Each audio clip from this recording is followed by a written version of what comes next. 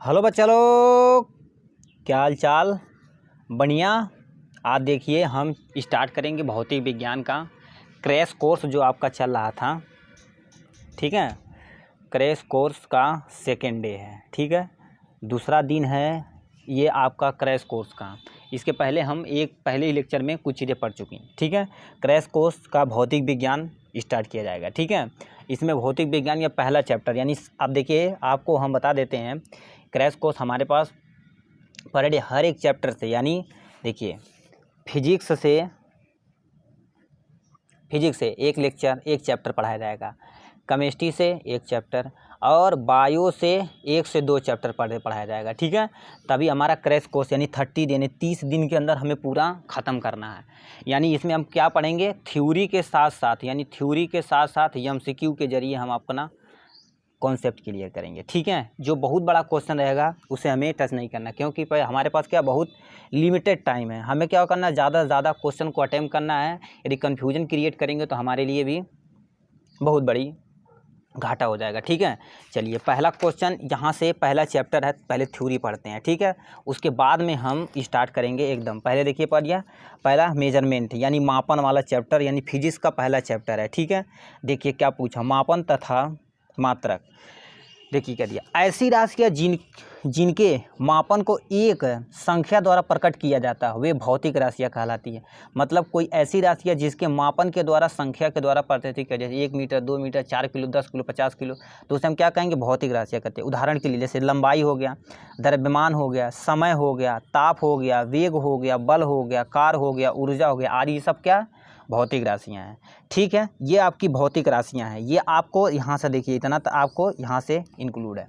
ठीक है, अब हम देखिए इसी को, यानी कुछ राशि हमारे पास, यानी क्या होता है, भौतिक राशि की व्यक्त करने के लिए 2 बातों की आवश्यकता होनी चाहिए। पहला, राशि की मात्रा का नाम होना चाहिए, यानी जैसे किलोग्राम है, यानी हमें क्या लिखते हैं 2 किलोग्राम, तो यानी मात्रक, यानी 2 और यानी उसका यानी मात्रक होना चाहिए, यानी कितना किलो लिए हैं। अब हम कह देंगे जाओ 2 किलो पानी लेकर आओ, कहेगा 2 किलो पानी लेके थप्पड़ मारेगा भड़ाक से तुम्हारे मुंह पे।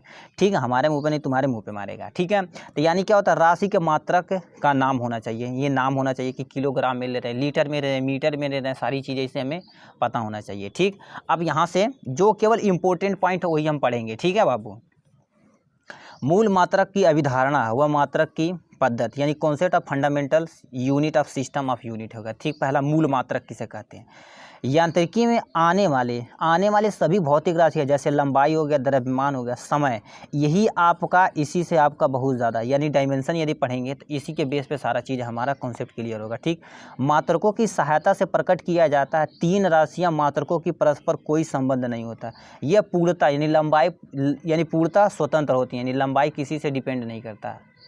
द्रव्यमान, समय, ये किसी पे डिपेंड, यानी पूर्णता स्वतंत्र मात्रा है। ठीक है, यानी ये क्या होता है, इन राशियों को मूल यानी फंडामेंटल क्वांटिटी कहते हैं। यानी लंबाई, द्रव्यमान और समय को हम क्या कहते हैं, फंडामेंटल यानी भौतिक राशियाँ, यानी मूल मात्रक मानते हैं। ठीक है, इनके मात्रकों के मूल मात्रक फंडामेंटल यूनिट कहते हैं। ठीक है, अब इनमें क्या कर सकता है, आपका लंबाई हो सकता है, द्रव्यमान और समय, तीनों आपका इंक्लूड है। ठीक है, अब देखिए हम यहाँ से स्टार्ट करेंगे कौन सा, पहले यानी मेन सिस्टम ऑफ यूनिट, यानी पहले हम पढ़ेंगे मेन सिस्टम में, पहले पढ़ेंगे क्या, लंबाई, द्रव्यमान और समय के बीच में हम रिलेशन पढ़ेंगे। ठीक, पहला हमारा कौन सा पद्धति है, CGS यानी सेंटीमीटर, जी से ग्राम, यस से सेकेंड, यस कभी भी चेंज नहीं होगा। ठीक है, तो ये CGS पद्धति है। अब CGS पद्धति क्या होती है, इस पद्धति में लंबाई का मात्रक सेंटीमीटर लिखे हैं। ठीक, द्रव्यमान का मात्रक ग्राम लिखते हैं, और तथा सेकेंड का मात्रक सेकंड होता है, ये समय का मात्रक सेकंड ही होता है। ठीक है, ये था आपका CGS पद्धति। उसके बाद हम आते हैं MKS पद्धति में। ठीक है, आप देखिए क्या दिया, ज़्यादा हम एकदम आराम से आपको पढ़ाएंगे। ठीक है, आप केवल कॉन्सेप्ट देखिएगा बस, आपको कभी मज़ा आ जाएगा। यानी क्या होता है, MKS पद्धति, यम से मीटर, के से किलोग्राम, यस से सेकेंड होता है। ठीक, MKS पद्धति, इस पद्धति में लंबाई का मात्रक मीटर तथा द्रव्यमान के, यानी लंबाई को हम मीटर में मेजर करते हैं, ये हम रखे हैं। द्रव्यमान का मात्रा किलोग्राम में, तो हम के रखे हैं, किलोग्राम है। समय का सेकंड है, ये सेकंड रख दिए। ठीक है, ये था आपका MKS पद्धति। उसके बाद आते हैं FPS सिस्टम, यानी फुट, यानी F से क्या होता है, फुट होता है, P से पाउंड होता है, यानी S से सेकंड होता है। कहते हैं 1 पाउंड जाओ तुम केक लेकर आओ, पाउंड अपने के यहाँ का नहीं, ये आपका अंग्रेज़ का है, ठीक है। आपका 0.46 ये आपका किलोग्राम, लगभग हम आधा किलो मान सकते हैं, इतना होता है। 1 पाउंड बराबर क्या होता है? 0.46 किलोग्राम होता है, ठीक है। अब देखिए क्या दिया, इसमें लंबाई को हम किस में नापते हैं? फुट में नापते हैं, तो द्रव्यमान को पाउंड में नापते हैं और समय को सेकंड में नापते हैं, ठीक। उसके बाद आती है हमारी एसआई यूनिट, यानी सिस्टम, यानी क्या होता है? इंटरनेशनल सिस्टम है, यानी अंतर्राष्ट्रीय पद्धति या एसआई यूनिट होती है। देखिए एसआई यूनिट क्यों आई है? किसी चीज़ को मेजर करने के लिए, हम क्या करते हैं? एसआई यूनिट का यूज करते हैं। जैसे हम क्या करते हैं, हम कहीं पेंसिल बोल दिए, कहीं कुछ और बोलेंगे, कहीं कुछ और बोलेंगे, कहीं कुछ और बोलेंगे, अमेरिका में कोई कुछ बोलेगा, चाइना में कुछ और बोलेगा। तब वही चीज़ यानी एसआई सिस्टम लाया गया कि यानी कोई भी यानी लंबाई को हम क्या करते हैं? किलो में नापते हैं, कहीं पाउंड में नापते हैं, ठीक है, कहीं कहीं कुछ में नापते हैं, कहीं कुछ में नापते हैं, कहीं ऐसा चीज़ क्या होता है। तो हमें एक ऐसा सिस्टम चाहिए जो हमें सबके अंतर्राष्ट्रीय लेवल पे, इंटरनेशनल लेवल पे आपका मान्य होता। हमारा एक एसआई सिस्टम आ गया, ठीक। इसमें क्या होता है? 3 पद्धति जो आगे पढ़े हैं वो सारी चीज़ें क्या होती है? भौतिक राशियों के मापने के लिए इंटरनेशनल सिस्टम का विकास किया गया। इसमें क्या होता है? एसआई सिस्टम, जिसे क्या होता है? यही तुमसे पूछा, जिसे हम मात्रक के एसआई मात्रक कहते हैं। जो इंटरनेशनल नंबर सिस्टम पे चलता है उसे हम एसआई यूनिट बोलते हैं, ठीक। कुछ मात्रक यहाँ से दे रखा है, ठीक। देखिए हमें देखिए लंबाई का, यानी लंबाई को हम मीटर में पढ़, मीटर है, मीटर हो गया। द्रव्यमान को केजी में, समय को सेकंड में, ताप को केल्विन में, विद्युत धारा को यानी एम्पियर में, यानी ज्योति कैंडिला सीडी में, यानी कैंडिला में नापते हैं। ज्योति तीव्रता को कैंडिला में मेजर करते हैं। पदार्थ की मात्रक मोल में करते हैं। तैलीय यानी तलीय कोण रेडियन में करते हैं। घन कोण स्टेरेडियन में करते हैं, ठीक। ये था आपका केवल निम्न, यानी निम्न तालिका जो आपके मात्रक के लिए 7 मूल मात्रक, यानी एसआई यूनिट के अनुसार देखा जाए तो आपके पास कितनी यूनिट है? केवल 7 मूल मात्रक हैं और 2 पूरक हैं। ये जो है, ये वाला जो 2 है ये आपका पूरक है। टोटल मिला के कितने हो गए? 9 हो गए। ये था आपका टोटल कॉन्सेप्ट कहता है, ठीक। उसके बाद हम पढ़ते हैं मीटर के बारे में, थोड़ा सा पढ़ेंगे, ठीक है। मीटर के बारे में थोड़ा सा पढ़ लेते हैं, मीटर, ठीक। देखिए क्या दिया, अब हमारा एसआई यूनिट, जो एसआई यूनिट था एक एक करके पढ़े। मीटर के बारे में पढ़ेंगे, किलोग्राम, मोल, कैंडला, सब के बारे में हम थोड़ा थोड़ा पढ़ेंगे, ठीक है। मीटर का मात्रक यानी लंबाई का मात्रक मीटर होता है, ठीक। 1 मीटर दूरी किसे कहते हैं? 1 मीटर दूरी किसे कहते हैं? जिसमें शुद्ध क्रिप्टॉन 86 से उत्सर्जित होने वाले नारंगी प्रकाश का 1650763 तरंग आती हैं। यानी क्या होता है? लंबाई का सबसे छोटे मात्रक भी होते हैं, ऐसे सबसे आपके लंबाई के छोटे छोटे मात्रक हैं। 1 किलो में कितना होता है? 1 किलोग्राम, यानी 1 किलोमीटर में लगभग 1000 मीटर होता है। 10⁻³ दिया। 1 डेसीमीटर बराबर 10⁻⁻1 मीटर होता है, ठीक है। 1 आप लिख सकते हैं, चाहे 1/10 लिख सकते हैं, ठीक है। 1 सेंटीमीटर बराबर 10⁻⁻2 मीटर होता है। 1 मिलीमीटर बराबर 10⁻³ मीटर होता है। 1 माइक्रोन बराबर 10⁻⁻6 मीटर होता है, ठीक। 1 एंगस्ट्रॉम बराबर 10⁻10 मीटर होता है। 1 यक्स मात्रक बराबर 10⁻13 मीटर, यानी 13 मीटर होता है, ठीक। अब लंबाई का मात्रक प्रकाश, यानी लाइट ईयर कहते हैं, जिसे प्रकाश वर्ष किसे कहते हैं? प्रकाश जब 1 साल में जितना दूर चला जाता उसे हम क्या कहते हैं? प्रकाश वर्ष, यानी लाइट ईयर कहते हैं। लाइट 1 साल में कितनी दूर चला जा रहा है उसे हम क्या कहेंगे? लाइट ईयर कहते हैं, ठीक। यानी प्रकाश की चाल कितनी होती है? 3 × 10⁻8 मीटर पर सेकेंड होती है, ठीक। यानी 1 सेकेंड में लाइट इतनी दूर जा सकती है। तो आपको 1 वर्ष में कितना जाएगा? तो वर्ष ले लिए। 1 वर्ष में कितना दिन होता है? दिन ले लिए। घंटा ले लिए, सेकंड ले लिए, ठीक। ये घंटा हो गया, ये मिनट हो गया, सेकंड हो गया। इसे यदि सॉल्व करेंगे तो आपका कितना हो जाएगा? 9.46 × 10⁻15 मीटर होता है। यदि आप इतना बड़ा नहीं याद करते 10⁻16 मीटर तो याद ही कर सकते हैं, ये आप याद रखिएगा, ठीक है। अब आते हैं आपका किलोग्राम भी, ठीक। किलोग्राम क्या होता है? किलोग्राम वह मात्रक होता है, 1 ग्राम पेरिस में रखे प्लेटिनियम इरेडियम के एक विशेष टुकड़े का द्रव्यमान के बराबर होता है, ठीक। यह लगभग 1 किलोग्राम 4 डिग्री सेल्सियस पर 4 डिग्री सेल्सियस के 1 लीटर अर्थात 1000 सेंटीमीटर स्क्वायर जल का द्रव्यमान होता है। तो आपका यहाँ से कुछ मात्रक दे रखा है आपका, उसे देखते हैं, ठीक है। यानी 1 मैट्रिक टन बराबर क्या होता है? 10⁻³ kg होता है, ठीक। 1 मिली टन यानी मैट्रिक टन बराबर 1 कुंटल बराबर 100 किलो, यानी लगभग 10⁻² होता है। 1 ग्राम बराबर 10⁻³ ग्राम होता है, ठीक। 1 मिलीग्राम बराबर 10⁻, आपका ये कितना हो जाएगा? ग्राम में कन्वर्ट कर दिए। ग्राम को यदि किलोग्राम में कन्वर्ट कर 10⁻6 किलो होता है, ठीक। अब यहाँ से हम देख लेते हैं सेकेंड के बारे में, ठीक। यानी समय का मात्रक जो है यह समय का मात्रक माना जाता है, ठीक। अब कुछ चीज़ें यहाँ से दे रखा है, ठीक। 1 मिली सेकेंड 10⁻³ सेकेंड होता है। 1 माइक्रो सेकेंड में 10⁻⁶ सेकेंड होता है। 1 नैनो 10⁻⁹ 1 पीको 10⁻⁻ यानी 12 सेकेंड होता है, ठीक। अब यानी एम्पियर ये विद्युत का मात्रक होता है, ठीक। ये केवल याद रखिएगा और जो आपका दिया है उसे देखेंगे। एम्पियर होता है विद्युत का मात्रक होता है। 4 एम्पियर विद्युत धारा वह धारा होती है जो कि निर्वात में 1 मीटर की दूरी पर स्थित 2 सीधे अनंत लंबाई के समांतर तारों में प्रभावित होने पर प्रत्येक तार के प्रति लंबाई पर तारों के बीच 2 × 10⁻⁷ न्यूटन का बल उत्पन्न करता है। ये आपका एम्पियर होता है, ठीक। एम्पियर विद्युत धारा का सिंपल सा समझिए मात्रक होता है, ठीक है। बस इतना केवल समझिए, अब सब कॉन्सेप्ट आपको आराम से क्लियर हो जाएगा, ठीक है। उसके बाद हम यहाँ से देखते हैं किसमें केल्विन के बारे में थोड़ा सा, ठीक है। केल्विन के बारे में देखिए क्या दिया है, केल्विन के बारे में देखते हैं थोड़ा सा। केल्विन देखिए, केल्विन किसका मात्रक होता है बाबू? केल्विन जो होता है आपका, केल्विन जो होता है किसका मात्रक होता है? ताप का मात्रक केल्विन माना जाता है, ठीक। अब क्या होता है, ऊष्मी गतिकी यानी ऊष्मी गतिकी का 1/273वां भाग आपका केल्विन कहलाता है, ठीक है। 273वां भाग आप सोचिए बाबू, ये केल्विन कहलाता है। अब कैंडिला क्या होता है? कैंडिला ये पदार्थ का मात्रक होता है, ठीक। किसका मात्रक होता है बाबू? ये पदार्थ का मात्रक होता है। 1 मोल किसी पदार्थ की वह मात्रा होती है जिससे यानी क्या होता है, जिसमें उस पदार्थ के अवयवों की संख्या कार्बन 12 के किलोग्राम परमाणुओं की संख्या के बराबर होती है, 1 मोल संख्या कहलाता है, ठीक। ये मोल केमिस्ट्री में आप अच्छे से पढ़ेंगे, ठीक है। यानी पूरक मात्रक जो रेडियन और स्टेरेडियन था उसके बारे में थोड़ा सा हम पढ़ लेते हैं, ठीक है।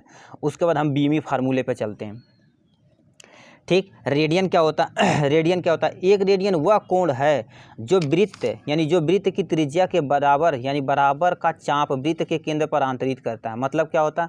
मतलब ये कि वृत्त है, यहाँ से जो यहाँ तक की दूरी हम समझ लीजिए वही रेडियन है, ठीक है। अब स्टेरेडियन क्या होता है? स्टेरेडियन क्या होता है? एक स्टेरेडियन वह घन कोण यानी सॉलिड एंगल है जो गोले के पृष्ठ का वह भाग है जिसका क्षेत्रफल गोले की त्रिज्या के वर्ग के बराबर होता है, गोले के केंद्र पर आंतरित होता है। ये आपका स्टेरेडियन कहलाता है, ठीक। कहने का मतलब क्या होता है? स्टेरेडियन वह घन कोण है यानी सॉलिड एंगल है जो गोले के पृष्ठ का वह भाग है जिसका क्षेत्रफल गोले की त्रिज्या के वर्ग के बराबर होता है, वो आपका का स्टेरेडियन कहलाता है, ठीक। अब कुछ हमारा यानी क्या होता है, डेराइव फार्मूला यहाँ से दिया गया। डेराइव यानी यूनिट है जो हम क्या करते हैं, जो हमारा पिछला पढ़े हैं साथ उसी से डेराइव किया गया। मूल राशियों के अतिरिक्त तो कुछ अन्य भौतिक राशियाँ हैं जिन्हें हम क्या कहते हैं, उपयुक्त पावर लगाकर प्रयुक्त किया जाता है, जिसे हम क्या व्युत्पन्न मात्रक बोलते हैं, ठीक है। जैसे क्या होता है, बल बराबर क्या होता है, F बराबर m में होता है, आपका सेकेंड ला यानी न्यूटन का थर्ड ला क्या कराता है, F बराबर m यानी बल द्रव्यमान और त्वरण के गुणनफल के बराबर होता है, ठीक। अब बल का मात्रक क्या होता है? बल का मात्रक यहाँ बल का मात्रक लिखेंगे, द्रव्यमान का मात्रक किलोग्राम, त्वरण का मात्रक कहते हैं मीटर पर सेकेंड स्क्वायर। इसी से हम क्या करेंगे, इसी से हम व्युत्पन्न डेराइव यूनिट इसी से प्राप्त करेंगे। फिर डायमेंशन ऑफ फिजिकल क्वांटिटी। अब डायमेंशन क्या होता है? डायमेंशन इसे थोड़ा सा देखिए आप, यहाँ से डायमेंशन क्या लेना, द्रव्यमान लेना है और लंबाई लेना है और आपका समय के लिए टी लेना यानी तापमान के लिए डेल यानी थीटा लेना है और विद्युत धारा के लिए ए लेना। बस इसी से आपको जो फार्मूला लगाएंगे उसी से देखिए का बल का मात्रा क्या होता है, यानी द्रव्यमान गुणे त्वरण होता है, द्रव्यमान के लिए एम ले लिए और हमारा लंबाई यानी लंबाई के लिए क्या होती है, एल लिए, सेकेंड के लिए टी ले लिया, स्क्वायर कर दिए। आपका क्या हो जाएगा, ये m/L/T पे -2 होता है। तो आपका कार्य का बीमी सूत्र क्या हो गया, कार्य का सूत्र m/L/T पे माइनस यानी m/L पे स्क्वायर T पे -2 होता है, ठीक। ये ऐसी ऐसी बहुत सारी राशियाँ हमारे पास प्रेजेंट हैं, ठीक है। उससे हम जो इम्पोर्टेंट पोर्शन रहेगा अभी कन्फ्यूजन नहीं क्रिएट कर देंगे, जो इम्पोर्टेंट पॉइंट रहेगा उसे हम अच्छे से एकदम पढ़ेंगे। जैसे आपको क्या क्या पढ़ना है, केवल देखिए यानी वेग का पढ़ना, त्वरण का पढ़ना, बल, कार्य, गतिज ऊर्जा, ठीक है। और हमारा यानी 2-4 चीज़ें और हैं तो क्या कर दिया, वेग बराबर क्या होता है, विस्थापन बटे समय होता है। विस्थापन बटे समय को जो हम क्या करते हैं, यहाँ से यदि देखा जाए तो बीमी फार्मूले पे यदि फार्मूले पे लगाएंगे बीमी फार्मूले पे लगाएंगे तो क्या होता है हमारा विस्थापन। तो विस्थापन मतलब क्या होता है, कहीं नहीं जा रही यानी एल टी पे यानी एल टी, तो यल पे यानी कि यम पे 0 हो जाएगा, द्रव्यमान है ये नहीं है तो 0 कर देंगे। यल पे 1 है तो 1 लिख दिए, टी पे -1 है तो 1 यहाँ से कर दिए। अब यानी त्वरण का क्या होता है, यम पे 0, यल पे टी पे -2 यानी 2 होता है, ठीक। अब इसका क्या होता है, मीटर पर सेकेंड स्क्वायर त्वरण के लिए होता है। तो ये सब सारी चीज़ें आपकी कौन सी हैं, कुछ राशियाँ दे रखी हैं, ठीक है, कुछ राशियाँ दे रखी हैं, आप यहाँ से ज़रूर पढ़िएगा। ठीक है, अब बीमा का उपयोग होता है कि नहीं, कि वैसे ही हम पढ़ रहे हैं बीमा को इतना देर से पढ़ रहे हैं। ठीक है, बीमा का उपयोग एक पद्धति के मात्रक को दूसरी पद्धति के मात्रक में बदलने के लिए बीमा का यूज किया जाता है। कहने का मतलब क्या होता है, कोई एक यूनिट है दूसरी यूनिट में यदि चेंज करना तो हम बीमा की सहायता से आराम से चेंज कर सकते हैं। ये भी सही है हमारा। किसी समीकरण के बीमी संतुलन का परीक्षण करना जहां सूत्र के सहायता से, यानी सूत्र या समीकरण दोनों के पक्षों के बीमाएं एक ही होती हैं। ये भी सही है। ठीक है, इसके कहने का मतलब कोई बीमी संतुलन यदि कर रहे हैं तो उसका जो सूत्र है समीकरण से सही है या नहीं, आप उसे इससे क्या होता है, यानी बीमा से आप जांच कर सकते हैं। ठीक है, विभिन्न भौतिक राशियों का संबंध स्थापित करने, कोई यदि भौतिक राशियां हैं संबंध स्थापित करना चाह रहे हैं तो इसके द्वारा सब कर सकते हैं। किसी भौतिक राशि का मात्रक ज्ञात करना है, किसी भौतिक राशि का, यानी आपको बीमा पता है तो आप किसी भी भौतिक राशि का फार्मूला यानी संबंध स्थापित कर सकते हैं। मात्रक, यदि आपको मात्रक यानी फार्मूला पता तो मात्रक आराम से आप डिफाइन कर सकते हैं। ठीक है, इसमें कोई दो राय नहीं है। अब क्या होती है, बीमा की कुछ सीमाएं हैं, यानी इस विधि से किसी सूत्र में उपस्थित बीमाहीन नियतांक का मान ज्ञात नहीं हो सकता। ये भी सही है। जैसे यच, यानी यच क्या होता है, प्लैंक स्थिरांक है, तो इसका आप मान इससे बीमा के फार्मूला से आप सॉल्व नहीं कर सकते हैं। ठीक है, कुछ चीज़ें बीमाहीन होती है, यानी बीमाहीन आप कर सकते हैं। जैसे कोण हो गया, कोण बराबर क्या होता है, चाप बटे त्रिज्या होता है, कोण बराबर चाप बटे त्रिज्या होता है, उसे भी आप अच्छे से डिफाइन इसे नहीं कर सकते हैं। ठीक, इसे कुछ ड्राबैक हैं। जब कोई भौतिक राशि 3 से अधिक राशियां होती हैं तो उसे भी स्थापित नहीं कर सकते। क्यों, क्या कहता है, यम एल टी, यानी यम क्या का द्रव्यमान के लिए, या लंबाई के लिए, टी समय के लिए होता है, बस इतना ही कर सकते हैं। साइन कास जो है भाई, ये सब सारी समीकरण क्या कर सकते, इसे आप नहीं सॉल्व कर सकते हैं। ठीक है, अब एक्यूरेसी क्या होती है और कुछ यहाँ से त्रुटियाँ देख लेते हैं। एक्यूरेसी एंड प्रिसिशन क्या होता है। ठीक, एक्यूरेसी क्या होती है इसे देख लेते हैं थोड़ा सा। देखिए, एक्यूरेसी एन यानी व्यर्थता एन परिशुद्धता, किसी माप की व्यर्थता वह मान है जिससे पता चलता है कि किसी राशि की मापित मान उसके वास्तविक मान से कितना निकट है, जबकि परिशुद्धियाँ ये बताती हैं कि उसका रिसोर्सन यानी विभेदन व सीमा कितनी होती है। तो ये आपका व्यर्थ और परिशुद्धियाँ था, इसका था। ठीक, अब यानी मापन में त्रुटि, किसी चीज़ को मेजर करने के लिए कितनी आपके पास त्रुटि है, जैसे कहते हैं 2 पॉइंट, यानी कहते हैं 2.6, यानी 2.5, 2.6, तो यानी 10 मिलीमीटर, यानी मीटर बोल देते हैं, तो यानी मिलीमीटर में भी कुछ त्रुटियां होती हैं। तो वही तुमसे क्या होता है, यानी इसी को हम पढ़ेंगे, मापन में त्रुटियाँ। किसी भी प्रयोग को करते समय ली गई मापन में प्रेक्षक की त्रुटि व मापक के यंत्र की व्यर्थता की सीमा के कारण त्रुटियाँ दोनों होती हैं। किसी पाठ्यांश के निश्चित एरर कहते हैं। इसे सदा किससे डिपेंड करते हैं, यानी प्रतिशत, ऐसे जो प्रतिशत होता है उससे हमारे इंडिकेट करते हैं। ठीक, माना y बराबर a पे m गुणे यानी b पे n है। ठीक, समीकरण a के दोनों लॉग देने, दोनों तरफ लॉग लेने पर, तो यदि लॉग लेंगे तो क्या हो जाएगा, लॉग लेंगे तो log y बराबर यानी क्या होता है m log a n log b। तब इसे क्या करेंगे, इसे अवकलन करेंगे तो ये आपका यहाँ से निकल आएगा। ठीक है, यानी डेल्टा वाई बटे वाई हो गया बराबर एम डेल्टा ए बटे ए हो जाएगा प्लस एन डेल्टा बी बराबर डेल्टा बी हो जाएगा। ठीक है, अब इसी से हम क्या कर सकते हैं, अपना फार्मूला आराम से यहाँ से आप निकाल सकते हैं। ठीक है, यहाँ से देखिए फार्मूला आप निकाल सकते हैं, यानी वाई के मान के अधिकतम संभवत विभिन्नतम त्रुटियाँ क्या होती है, डेल्टा वी बराबर डेल्टा वाई। अब इसे क्या होता है, एक्टिव यानी क्या होता है, ये बोर्ड यानी क्या होता है, बार लगा दिया है। ठीक, नहीं ये मोड लगा दिया। मोड यदि लगाने का मतलब क्या होता है, यानी कहीं पॉजिटिव रहे या निगेटिव, तो आपका साइन क्या आ जाएगा, हमेशा positive positive positive positive positive आएगा।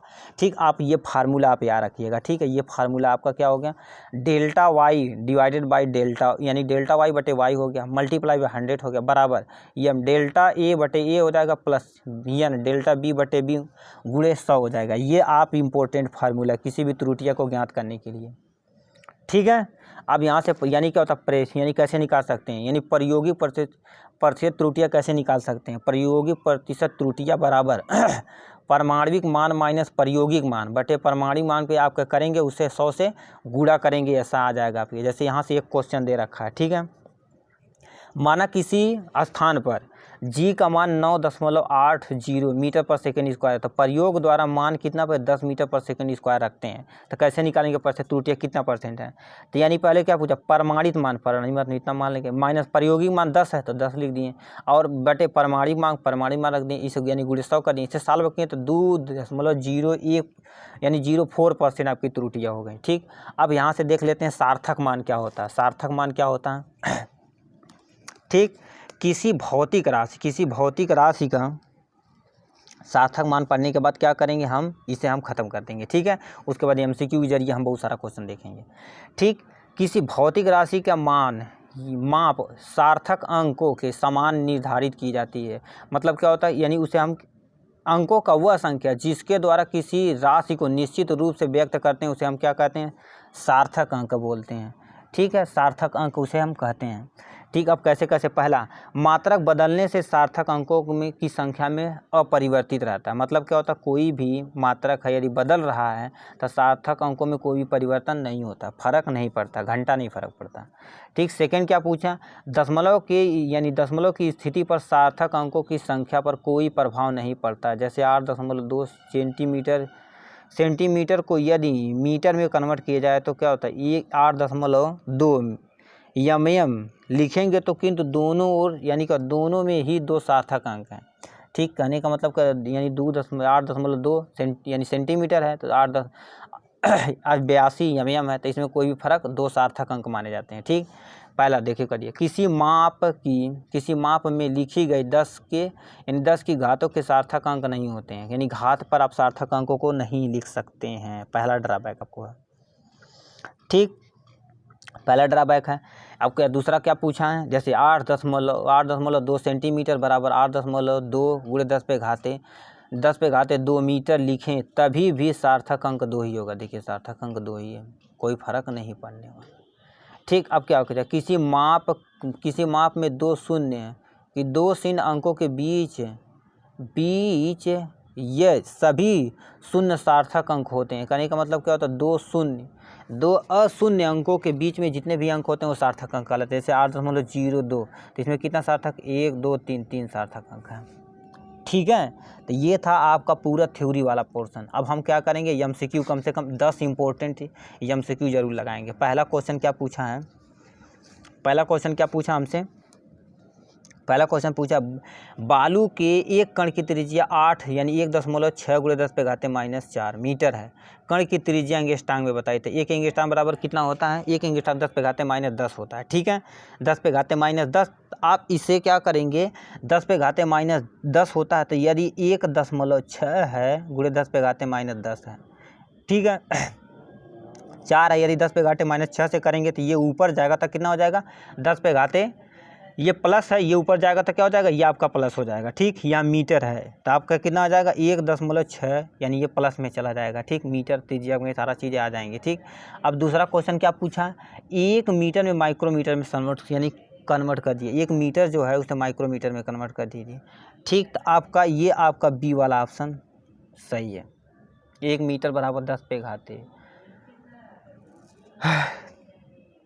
पे घाते 6 माइक्रोमीटर होता है। ठीक, ये था आपका ये वाला क्वेश्चन पूछा। यानी तीसरा क्वेश्चन क्या पूछा, एक जीवाणु का आकार 1 माइक्रोन है, यानी एक जीवाणु उसका आकार 1 माइक्रोन है। यानी क्या होता है, 1 मीटर लंबाई के जीवाणुओं की संख्या होती है। 1 मीटर लंबाई मतलब क्या होता है, 1 मीटर लंबा ऐसे जीवाणु आपके यहाँ हॉस्पिटल पे निकला। ठीक है, हॉस्पिटल पे निकल गया, ये हो गया। अब पूछा क्या होता है, 1 माइक्रोन, यानी छठा क्वेश्चन। यहाँ से देखो जो इम्पोर्टेंट क्वेश्चन है उसे हम देखेंगे। ठीक है, तो आपका तीसरा का जो ऑप्शन है आपका डी वाला ऑप्शन, 10 पे घाते 6 आंसर सही है। ठीक, अब क्या पूछा है, 1 माइक्रोन यानी 1 माइक्रोन में एंगस्ट्रांग की संख्या होती है। अब 1 माइक्रोन में कितना एंगस्ट्रांग होता है ये आपको कंफर्म करना है। ठीक है, 1 माइक्रोन 10 पे घाते 4 एंगस्ट्रांग माना जाता है। ठीक है, ये था आपका कितना क्वेश्चन। ठीक है, अब हम मेन क्वेश्चन एकदम से आपको सॉल्व कराएंगे। जैसे जो यानी ज़्यादा बड़ा नहीं रहेगा, छोटा रहेगा, उसी को हम सॉल्व कराएंगे। ठीक है, 7वां क्वेश्चन हम कराएंगे, ये वाला 7वां क्वेश्चन।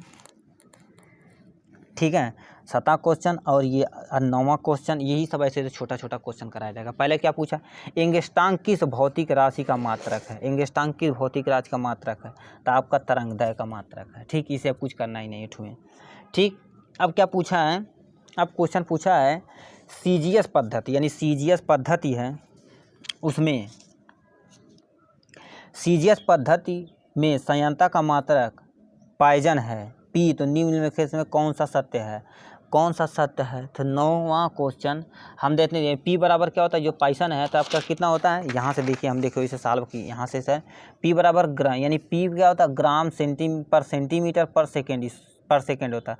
PI बराबर कितना होता है, यानी किलोग्राम पर मीटर पर सेकेंड होता है। तो इसे यदि सॉल्व करेंगे 10P हमारे नहीं करेगा, तो 10P का ये आंसर दिया है, तो आपका 10PI आंसर दिया है, ठीक है। तो 9 नंबर का आपका ए वाला 10 पे यहाँ से नहीं है, ठीक है, ये आपका पूछा।